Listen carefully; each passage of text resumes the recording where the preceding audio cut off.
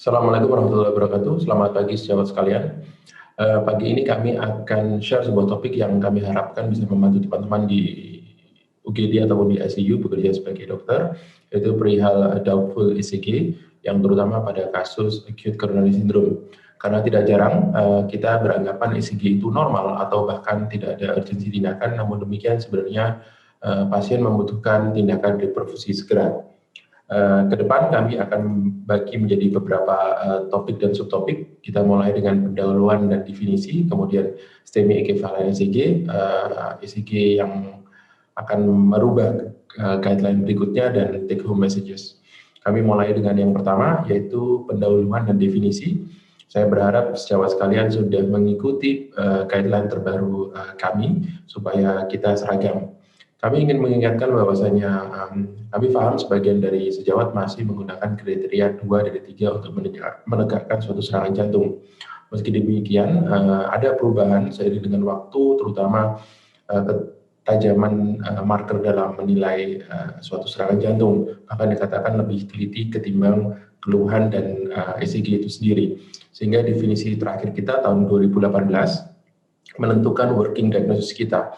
Yang pertama, ketika Anda curiga suatu serangan jantung atau acute coronary syndrome, di mana itu meliputi unstable angina, non-STEMI ataupun STEMI, itu triggernya adalah simptom. Apakah itu chest pain yang sifatnya prolong 20 menit, baru crescendo atau memberat seiring dengan waktu, post MI dan chest pain equivalent. Apakah itu sesak, apakah itu discomfort, epigastric pain dan nyeri pada lengan kiri. Di sisi lain, terlepas dari alasan Anda melakukan pemeriksaan high stroke, kita sering menjumpai peningkatan marker HS troponin pada pasien-pasien yang kita jumpai di UGD. Sekali lagi, bukan berarti otomatis pasien tersebut mengalami serangan, tetapi Anda harus menyesuaikan dengan klinisnya, oleh karena HS troponin ini adalah organ spesifik, bukan disease spesifik. Dan guideline terakhir merekomendasikan meninggalkan penggunaan CKMB dan fokus pada HS troponin. Follow up dari kedua keadaan ini juga berbeda. Ketika Anda juga acute coronary syndrome, maka Anda diminta ECG dan memeriksakan marker berulang. Sedangkan ketika HS troponin itu meningkat dan Anda mencari tahu kenapa, maka carilah tanda-tanda acute ischemia. Apabila Anda ada, maka kita diharapkan mampu membedakan antara proses aterotrombosis dan ketidakseimbangan antara supply dengan demand. Dan itu pun tetap Anda dibutuhkan untuk melakukan pemeriksaan ECG. Kami ingin menekankan betapa pentingnya ECG, oleh karena melalui ECG ini adalah sebuah tools bedside tercepat untuk menentukan urgensi sebuah tindakan. Sehingga 80% kasus STEMI dengan gambaran STEMI anterior luas ataupun STEMI inferior, yang panjenengan sudah terlatih menjawab, maka kita akan melakukan tindakan segera setelah ditemukan ECG sebagai berikut. Ada yang perlu dicermati di sini, selain terkadang Anda menemukan ST elevasi pada suatu pasien, Anda juga simultan dapat melihat suatu ST depresi. Anda bisa lihat di sini ada ST depresi di V1 hingga V4, demikian pula di inferior. Kenapa demikian? Oleh karena ketika terjadi suatu total occlusion, perfusi tidak ada sama sekali, maka ada terjadi gangguan pengeluaran kalium pada proses repolarisasi, sehingga vektor akan menuju ke daerah yang infark, dan hal tersebut sama dengan posisi letak daripada permukaan kulit, sehingga ketika searah maka gambarannya adalah vektor tersebut ST elevasi. Tetapi ketika ST depresi, maka sebenarnya itu adalah suatu proses iskemia, partial occlusions, di mana ditunjukkan dengan vektor yang menuju daerah yang paling jauh dari pembuluh darah koroner, sehingga didapatkan gambaran ST depresi. Ketika Anda menemukan keduanya dalam sebuah ECG, maka itu lebih meyakinkan Anda gambaran ST elevasinya membutuhkan tindakan primary segera atau reperfusion trombolitik. Oleh karena kadang-kadang kita ada meragukan gambaran ST elevasi atau bukan ya. Dengan Anda menemukan ST depresi pada daerah miokard yang berhadapan atau resiprokal, maka Anda makin yakin bahwa di situ ada suatu ST elevasi.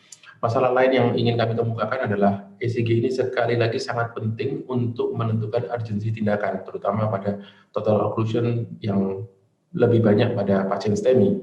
Nah, ternyata laporan menyebutkan bahwasanya pasien non-STEMI 10 hingga 25% itu ternyata juga memiliki complete vessel occlusions, yang kita terlambat dalam melakukan reperfusi, sehingga akan ada kerusakan otot yang sifatnya irreversible. Sehingga demikian, tolong difahami, STEMI ekivalen itu semestinya dilakukan tindakan primary PCI ataupun trombolytik, di mana apabila tidak disebutkan sebagai false negatif dan akan mengakibatkan suatu outcome yang lebih buruk dan mungkin suatu mortalitas. Oleh karena itu, kami ingin mengenalkan ECG yang sebenarnya ekivalen dengan STEMI dan dibutuhkan tindakan segera. Apabila dirangkum, mungkin ini bisa nanti difoto. Ada beberapa keadaan yang sudah direcognize oleh guideline, apakah itu hiperakut T seperti gambar berikut, kemudian isolated posterior MI yang kita melihat seakan-akan di sini ada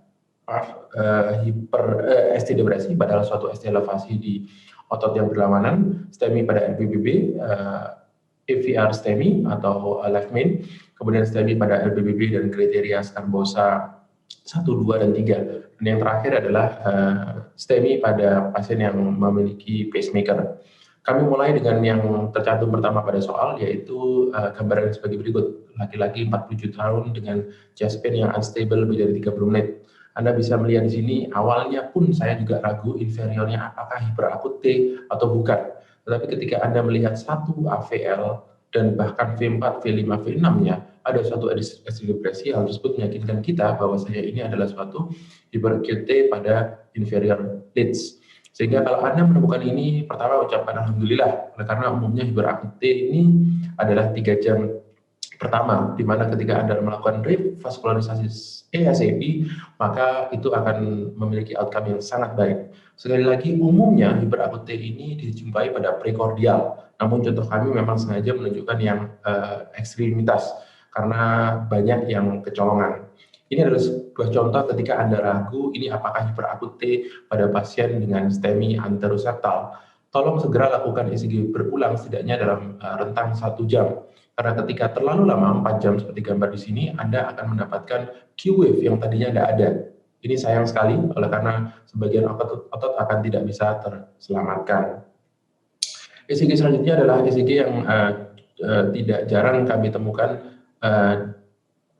di respon kurang maksimal, karena kita melihat kalau seperti ini, oke, ada ST depresi, berarti non-STEMI, tidak perlu ada urgensi tindakan. Tapi sekali lagi, ketika Anda menemukan ECG iskemik pada anteroseptal, rutinkan pemeriksaan ECG V7, V8, V9. Ketika inferior, tambahkan juga ECG kanan.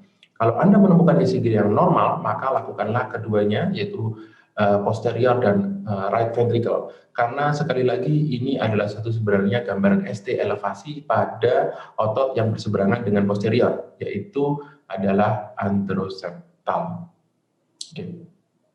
Selanjutnya adalah isolated posterior. Sekali lagi ini bukan iskemia, Anda dituntut untuk melakukan rekaman jantung pada V7, V8, V9, dan ketika ini ada gambaran seperti ini, sekali lagi pertimbangannya adalah melakukan reperfusi segera seperti pada gambar, tampak bahwasanya total occlusions pada circumflex. Sekali lagi, Anda tidak sendiri kalau belum pernah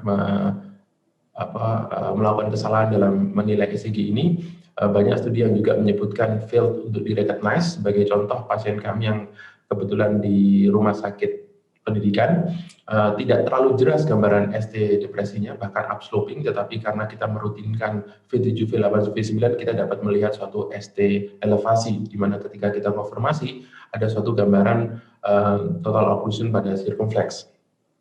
Selanjutnya saya ingin bicara mengenai bundle branch block. Kita tahu bahwa ECG normal, KRS itu lebarnya kurang dari 0,08 atau 2 kotak. Di sini cuma 1 kotak. Sedangkan ketika dia memanjang lebih dari 3 kotak atau sama dengan, yaitu 1, 2, 3, maka dikatakan itu adalah complete bundle branch block. Anda ketika melihat melebar ini simple, carilah gambaran gelombang R yang memiliki 2 puncak. Seperti di left, maka gambaran 2 puncak tersebut banyak pada lead yang menggambarkan ventricle kiri, sehingga diagnosisnya adalah left. Tapi kalau misalnya puncaknya ada di kompleks ventricle kanan, V1, V2, maka disebut sebagai right bundle branch block. Sebenarnya tidak sulit untuk mendiagnosa STEMI pada right bundle branch block. Seperti Anda lihat, meskipun ECG-nya melebar, kita masih bisa melihat gambaran ST elevasi pada anterior dan juga di sini dengan inferior. Anda bisa lihat, termasuk gambaran resiprokal pada posterior. Sehingga jawaban kasus kami adalah ada gambaran suatu RBBB dengan STEMI anterior. Ini adalah gambaran RBBB dan ST elevasi. Nah, sekali lagi primary PCI menjadi indikasi untuk melakukan revaskularisasi atau reperfusi. Dan namun demikian, kadang-kadang dok saya menemukan gambaran ECG RBBB tanpa disertai STEMI. Pada umumnya kita mengkaitkan RBBB dan kasus infark itu sebagai suatu prognosis. Namun demikian juga terkait dengan anatomi. Jadi kalau Anda menemukan suatu RBBB dengan STEMI, maka biasanya itu melibatkan LAD sebelum cabang septal. Tapi ketika tanpa STEMI, maka itu prognostiknya adalah lebih buruk. Sebagai contoh, kita menemukan suatu RBB baru dengan selang 3 jam, ternyata kita evaluasi memang melibatkan ada subtotal occlusions di cabang septal LAD.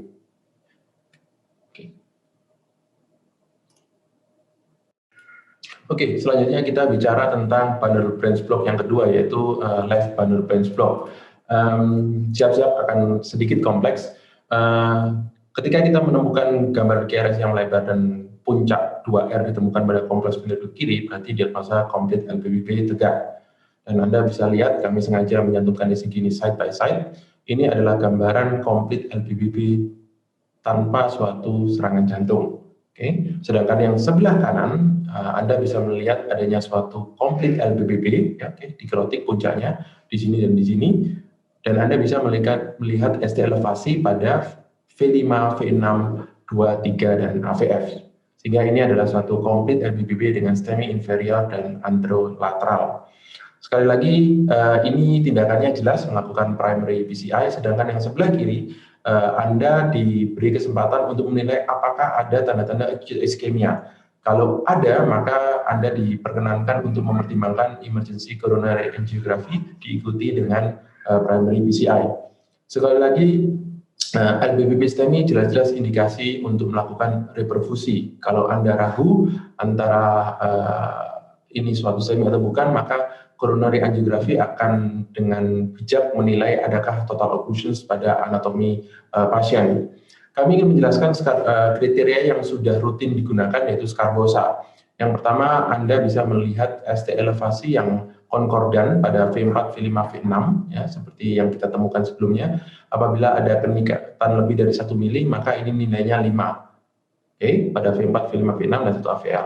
Kemudian ada ST depresi pada V1, V2, V3, lebih dari 1 mili, ini nilainya 3. Dan yang terakhir adalah adanya suatu peningkatan lebih dari 5 mili pada V1, V2, dan V3. Ketika Anda menggunakan kriteria ini, maka sensitivitasnya tidak terlalu tinggi sebenarnya, meskipun sangat spesifik. Sehingga selanjutnya pada tahun 2012 dilakukan modifikasi, yaitu ketika ada suatu rekaman jantung yang gelombangnya berkebalikan, misalnya ST depresi, maka dibandingkan dengan tingkatan R-nya. Sedangkan mengalami ST elevasi juga dibandingkan dengan gelombang S-nya. Maka ketika dihitung lebih dari 25%, maka hal tersebut menyokong suatu adanya STEMI. Sekali lagi, tidak mudah mendiagnosanya, namun demikian seiring dengan waktu ada juga kriteria lain yang baru dipublish tahun ini yang katanya lebih sensitif dibandingkan dengan Scarbosa atau Barcelona algoritma. Anda bisa membaca ini, menurut saya ini lebih kompleks, memang harus betul-betul membandingkan side by side dengan apa yang kita lihat di monitor. Namun demikian, kami juga memberikan contoh, ini adalah pasien yang mengalami komplit LBBB, sekali lagi Anda menemukan suatu ST elevasi pada gelombang yang memang tampak terkesan ada kenaikan daripada ST segmen. Jadi di sini V4, V5, V6, kemudian Anda bisa lihat komplit LBBB-nya melalui kompleks ventricle kiri ada gelombang R yang 2 puncak. Dan ketika kita melakukan coronary angiography, tampak adanya satu total occlusions pada ostel atau proximal LAD. Sekali lagi tidak mudah, tetapi kalau saya boleh merekomendasikan, ketika Anda curiga suatu LBBB, baik baru atau lama, ketika ada gangguan instabilitas atau acute heart failure, maka pertimbangkan untuk melakukan reperfusions dengan PCI atau trombolitik. Tapi ketika tidak ada gangguan instabilitas, Anda bisa melakukan pembandingan dengan Scarbosa kriteria. Apabila sesuai, maka curiga STEMI. Apabila tidak, boleh dilakukan ekokardiografi dan serial marker. Selanjutnya adalah pasien dengan riwayat pacemaker. Belakangan sudah banyak pasien yang menggunakan pacemaker. Anda bisa lihat ada spike di sini. Kita melihat ini gambaran yang lazim karena pada mereka dengan pacemaker maka lead-nya umumnya ada di RV, sehingga gambaran normalnya adalah seperti complete LBBP. Tetapi Anda bisa melihat di sini ada suatu ST elevasi di V4, V5 dan utamanya V4, V5, sehingga ini adalah suatu RV pacing dengan gambaran STEMI anterolateral. Nah, sekali lagi jangan lupa mereka dengan pacemaker umumnya memiliki pattern LBBP. Anda tidak sendiri, kadang-kadang kesulitan kita untuk mendiagnosa, sehingga sebenarnya ditawarkan dua approach. Yang pertama adalah menggunakan kriteria Scarbosa atau melakukan reprogramming dengan sengaja matikan sebentar pacemaker yang ada pada pasien. Tentu saja tidak mudah pada semua tempat, tapi itu dengan harapan menunjukkan irama intrinsik daripada pasien. Ini adalah ECG yang sangat edukatif, di mana kita kebetulan menemukan baik gelombang pacemakernya ataupun gelombang intrinsiknya. Tampak jelas di sini adalah adanya suatu gambaran RBBB dengan STEMI anterior ketika muncul gelombang intrinsiknya. Ketika muncul gelombang pacemakernya, maka umumnya yang bisa kita lihat mungkin dengan menggunakan kriteria Scarbosa. Tapi tentu saja ini pada akhirnya kita melakukan primary PCI. Ini selanjutnya adalah kasus lain dengan complete LBBP. Terkadang kita juga bisa melihat suatu ST elevasi di anterior dan high lateral, sehingga ini adalah suatu anterior luas. Ketika kita melakukan coronary angiography, kita melihat ada critical lesi pada proximal LAD. Kasus berikutnya adalah ini mungkin tidak mudah, tapi agak berbeda dengan kriteria ECG yang biasa Anda tahu. Umumnya kita menegakkan berdasarkan ada kelainan pada dua lead ECG yang bersebelahan. Kali ini hanya satu di AVR. Tapi bayangkan ketika ada suatu total occlusion, acute total occlusion pada left main, maka umumnya hampir semua lead itu akan mengalami suatu ST depresi seperti pada pasien ini. Bahwasanya terjadi satu ST elevasi di AVR saja, tapi kita bisa melihat ST depresi di 1, 2 AVF, kemudian AVL, V4, V5, dan V6. Maka ketika Anda menemukan lebih dari 6 ST depresi dengan ST elevasi pada AVR dan atau V1, maka tegaklah suatu AVR STEMI yang biasanya ini melibatkan suatu left main. Dan indikasinya adalah primary PCI. Kami akan menghindari tindakan trombolitik oleh karena umumnya pasien dalam keadaan shock kardiogenik. Sekali lagi, apakah itu pasti gambaran left main? Tidak juga, oleh karena belakangan banyak studi yang mempertanyakan kriteria ini, baik itu sensitivitasnya ataupun spesifitasnya. Sekali lagi, kalau Anda ragu, maka pertimbangkan untuk melakukan marker echo dan pertimbangan untuk coronary angiography. Ini adalah contoh pasien yang kami punya. Menarik bahwasanya pasien ini sebenarnya sudah memiliki chronic total occlusion pada left main-nya, dan hanya satu pembuluh darah yang tersisa, yaitu yang kanan, dan kebetulan mengalami critical stenosis. Coba lihat ECG-nya. Maka yang terjadi adalah ST elevasi di AVR dan ST depresi di semua lead. Maaf, ST elevasinya di AVR dan V1. Ini kasus kami menarik yang kami coba publikasikan. Selanjutnya adalah kasus kami juga sama, laki-laki dengan keluhan chest pain, cardiogenic shock, dan acute blindness, tiba-tiba buta, tidak bisa melihat. Ketika kita lihat, kita ada suatu ST elevasi di AVR, pada V1-nya tidak terlalu jelas, tetapi kita menemukan setidaknya ada 6 lead yang mengalami ST depresi. Setelah kita melakukan coronary angiography, ternyata memang left main-nya acute total occlusions. Sekali lagi, ada yang menyebutkan 6 lead, ada yang menyebutkan 8 lead, tapi terlepas dari itu semua, dari guideline non-STEMI, Anda bisa melakukan immediate invasive dalam waktu 2 jam. Dari guideline STEMI, 8 lead, Anda bisa melakukan primary PCI. Ujung-ujungnya lakukan tindakan dalam waktu 2 jam. Selanjutnya yang agak tenang, kami akan tunjukkan adalah pasien yang belum mendapatkan rekomendasi tegas dari guideline. Tapi anyhow, ini contohnya adalah The Winter, di mana seperti hiperakut tetapi ada ST depresinya terlebih dahulu. Sehingga ini adalah jawabannya The Winter sign. Kalau kita ngomongnya adalah cold and deadly, umumnya Anda menemukan setidaknya 70% stenosis pada major angiographic stenosis, utamanya adalah LAD. Anda bisa lihat ada upsloping 1 mili, kemudian ada ST depresi. Ya. Ini adalah contoh ECG lainnya, adalah The Winter, ada suatu critical stenosis pada LAD. Memang ini relatif baru, Anda tidak sendiri.